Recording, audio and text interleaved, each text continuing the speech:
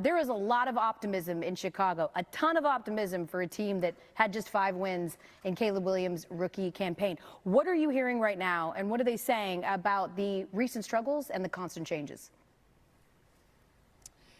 Elle, for someone like tight end Cole Kmet, who's one of the longest tenured Bears players, change has been more routine than it has not been around here at Hallis Hall. Ben Johnson's going to be his 5th different play caller since the tight end was drafted in 2020. He's been in this spot just about every offseason where he's learning a new voice and a new offense as he's trying to establish some sort of continuity for himself, which can understandably be frustrating and test a player's patience.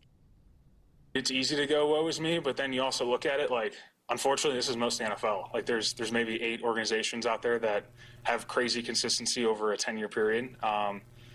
That's just not what we've been in. And, you know, you kind of get used to the chaos a little bit as you've been in here, and you learn to deal with those things and you learn to adapt. So yeah, I think like when you take a step away from a season, like it definitely is frustrating when you look at it and, you know, you get the playoff time and teams are still playing and you're not, and, you know, you kind of feel those things, but you kind of understand it. It's part of being in the NFL, and you know, I'm optimistic that this will be the last time that we do these crazy changes, at least in my career, hopefully.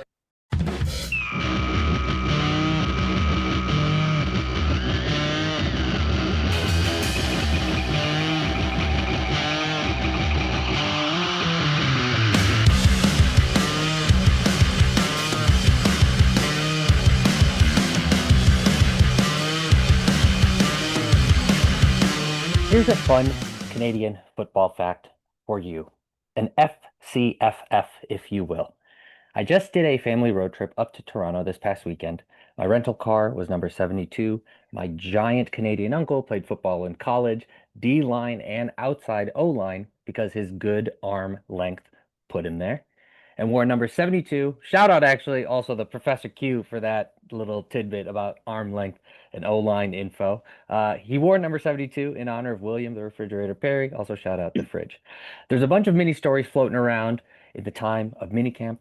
Let's get into them. Yeah, so today was the first day of minicamp. You heard Cole Kmet there talk about, gosh, I think every year he's been up with the Bears, he's had a different play caller. Yeah. Which is, you know, kind of wild. And you think about that with the quarterback, but other positions are impacted too, right? And tight end is actually one of those positions where you have to know a lot of what's going on because you're important both in the run and pass game. So you have to like really be cognizant of what the coaches are trying to tell you and what you see in the defense. So, you know, it's probably frustrating for him, I'm sure. He also did address the Bears drafting Colston Loveland. Said it caught him off guard, but Ben called him and, you know, they kind of worked through it. And I think in his mind, it's like, hey, we're just trying to get the best 12 tandem out there. And that's one of the things that Ben talked about in his press conference from the first day of minicamp.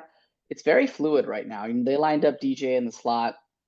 He doesn't primarily play there, but they're just really moving guys around, seeing where guys fit, what they're good at, and then where they're not. So I think one of the nice things about the mini camp today is there's no holdouts. You know, a lot of teams have some players holding out.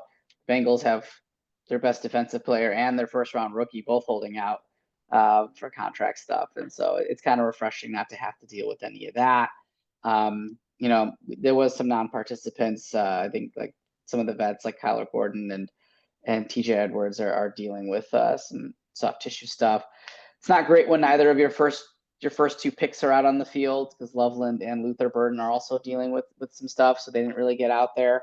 But other than that, you know, there's some camp battles that are going on too. So there's a lot to still evaluate. You know, I think Ben right now from mini camp is really just like trying to put his offense in and seeing like where he can move some of the chess pieces around before he really starts like solidifying a lot of these roster spots or even plays. That at the second half of the Courtney Cronin interview, she talks about DJ Moore, and she had asked him like what his goal was, and he had said, "I don't really have any goals. I'm just trying to like learn this offense and sort of figure out where I'm at." But not in a, it didn't sound like in a bad way, more just like, yeah, as he said, like they're putting him in the slot in positions maybe he hasn't really been in, and so there's this like sort of almost blank slate potential opportunity. You know, eventually people will probably go to what, you know, they will hopefully be put in positions where their strengths are, but kind of like yeah, there's a little bit of fluidity in a Yeah, and it's kind of Exciting. funny when you get a new coach or in his staff, it's like everybody starts at zero, right? Ben said in his press conference too, he's like, hey, like the new guys like Ozzy and like Kieran and like some of those guys um, that are young offensive linemen, he's like coaching them the same as Joe Tooney. He's like, even though Tooney's been playing for 10 plus years, everybody's still trying to figure out this offense and like understand what we're trying to do. So, it's kind of an even slate right now. Obviously, there's roster spots that are totally set, but there's still some up for grabs. And I think you'll learn a lot more once you get into like the training camp portion of it. But the mini camp is still important in terms of being able to digest the playbook and being able to retain that information. So I think we'll learn a lot in the next couple of days. To that, what you said about Joe Tooney being spoken to and coached the same way that rookies are. I was watching that Martellus Bennett clip where after him and I'm forgetting the corner that he body slammed in a practice. Um, Oh, Fuller, Kyle yeah, Fuller. yeah, yeah, yeah. And so he's talking about that, and it's him and his brother, and he says Brandon Marshall came up to him and started talking shit. And he goes, "If you want to fight, let's go." And Brandon Marshall says, "I'm a six-time Pro Bowler." And Martellus Bennett said, "Pro Bowlers can catch these hands too." And so I like that, like, obviously, like there, Yeah. like Joe Tooney's gonna be the dude on the line, and it's clearly, you Yeah. know your lines, but there is an element of like we're all starting from the beginning. I think that there's something really like powerful about that, like even in like these like improv classes and stuff that I teach or anything. Like even when I took my first improv class, like I'd never done improv or never performed, and we're introducing ourselves, and people are like, I have like a bachelor's of fine arts in acting, and I like had been performing for years, and it's like terrifying, but you walk into this room and it's like this is the first time we're all here together. It's like a blank Right. slate and let's build up together. And you know that there are people who are better and have more experience, but like this as a collective is us for the first time and we're starting at the same place and we're building up together. And that's a very, right now it's all words and all that, but it's a very like hopeful feeling. Yeah, you have a chance to take all the negatives from last year that you didn't like about your play and just throw it out. There's no preconceived notions. I'm sure Ben looked at some tape from last year, but he's doing his own thing. He's not going to copy anything Shane Waldron did. At least I hope he's not. So he's going to come in here and try to figure out where these guys are going to be successful. So in your mind, you're like, let's say you're Tyler Scott or you're Roshan Johnson. You're like, man, last year sucked for me. I didn't really get on the field a ton. Felt like I was underutilized. Even Cole Kmet. Now's your chance, right? With this new staff to be like, hey, I got a chance to show what I can do. And he's evaluating all of us, with fresh eyes. So I think it's pretty exciting to, kind of go into that situation. What are you like?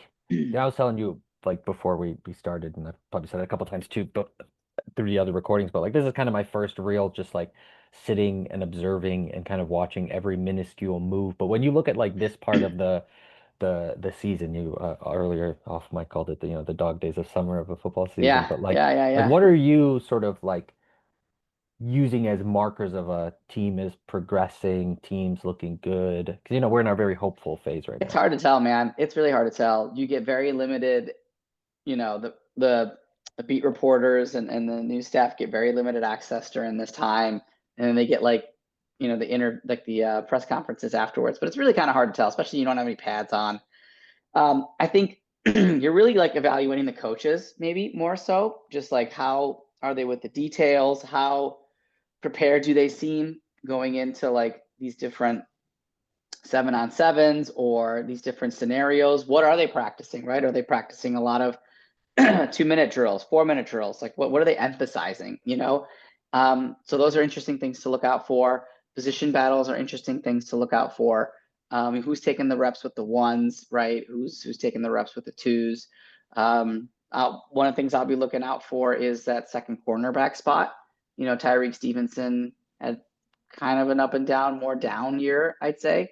Terrell Smith is there. Not as good in man, but I think that Dennis Allen and Al Harris like to play a little bit more man, but he's got a shot to take that second cornerback spot. The left tackle spot is obviously huge, right? Who's getting the ones there today? It was Kieran going up against Montez Sweat, and he was up and down. Ozzy was with the twos, but I wouldn't be surprised to see Ozzy with the ones. And as they kind of figure out who's going to do that, the third linebacker spot is up for grabs since they got rid of Sanborn. They got the guy that drafted Ruben Hippolyte, who everybody said they reached on, right? And then Noah Sewell, who's been on the team for a couple of years. Neither of those names really gets you that excited, but maybe they'll add another veteran in camp. But that's a battle to look out for. So just kind of seeing who's kind of getting the coach's favor, I guess, as we get through minicamp is something I look out for too. The stuff that gets me jacked up about Hippolyte is just what I've read about how Dennis Allen like wanted him. That just it feels like nice to know that Yeah, that's like yeah, he was sought out, which whatever, maybe they're just saying that, but that does like, and also we've probably said that man's name in a lot of episodes over the last couple of weeks, and our name recognition is the branding for Hippolyte's been good thus far for me. all right. It just rolls off the tongue, It's a doesn't good it? name. It's a- uh, uh, Cole Kmet does something interesting as well in that clip was he was talking about like there's really only like 8 teams that are really good, and it is like yeah. like well, one, shout out Nicole and his birthday today. He Happy 40th, Nicole. maple syrup daddy, happy 40th, man. We There's a we name. we talked about like these like the Spurs were good for a very long time and the like Patriots were good for a very long time. It's like why don't teams just like do that? Like obviously it's not easy, but there's like a kind of a like a blueprint out there to some degree of like this is how you could maybe be good. But You have to be patient. You have to be patient, right? And a lot of teams aren't patient. But you also have to be patient at the right time. Sometimes you hang on to a guy for too long, or you overpay a guy, right? And now your patience is not coming to fruition. Like Dak Prescott, for example, right? Like they kept him, they kept the continuity, but now you're paying him a lot of money, and he's a guy you can win with, but is he a guy you win because of? I don't know. There's a lot of debate out there, right? Now you've hamstrung yourself to this guy, and a lot of it's getting lucky too. You hit on the people. Football people that I've listened to say like the formula now to win is basically you hit on a quarterback on a rookie scale, right? And then that way, if you hit on them and they're good by year 2 or 3, you can overpay for all these free agents to like win now, because the quarterback's going to cost you $50-60 million a year once his 5 years are up. And so that's your time to strike, because once you pay that quarterback, you can't pay everybody else around him. You're going to have to, that guy better be worth it, right? Because all of a sudden his wide receiver is not going to be as good. All of a sudden his running back is going to be a 6th-round guy. The defense might have some holes in it because you can't afford top pass rushers or corners, right? So that's what you got to do. And then you got to keep restocking through that draft. That's what the Eagles are so good at. They keep restocking through the draft, and they draft these defensive studs that are like, they get them for cheap, and then maybe they trade them or they don't pay them. And then they just keep like restocking the farm. And so that's what you got to do, is you got to be good at drafting. You got to be patient, and you got to draft the right quarterback. I know a lot of easy things there, but yeah, it's easy to be successful it in the is. long term and be one of the 8 teams that have a stable structure. That's interesting. Uh, It's tough, man. Everybody's trying to figure out how to be the Eagles, how to be the Chiefs, right? And it's like yeah, Chiefs weren't the Chiefs until they drafted Patrick Mahomes, and got Andy Reid, and now all of a sudden the they're Chiefs. like pretty good. Yeah, So that's what you kind of hope for. yeah. What are some other things that have been trickling out in the Bears world? There's some like moves with the Chicago Fire getting a new stadium up in. Yeah. Yeah. So the Fire got a new stadium, which is peripherally impacting the Bears in the fact that Soldier Field was always playing hardball with the Bears because they felt like they had the Fire in their back pocket to occupy Soldier Field as their like permanent stadium. But now that the Fire have their own stadium, Soldier Field's like kind of left holding the bag, because if the Bears move, what are they going to do with this massive structure? It's like $35 million a year to upkeep it. You're not going to make all that back just from summer concerts and summer events. You need, something else in there. Gonna ask And Beyonce to come just do a show out of there every single day. I mean, you can try to get her to come, but she ain't going to come when it's cold.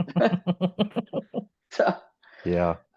yeah, so that's Soldier Field and the Chicago Park District kind of took a little bit of a hit there with the Fire being like, dropping the deuces, and we're going to go do our own thing.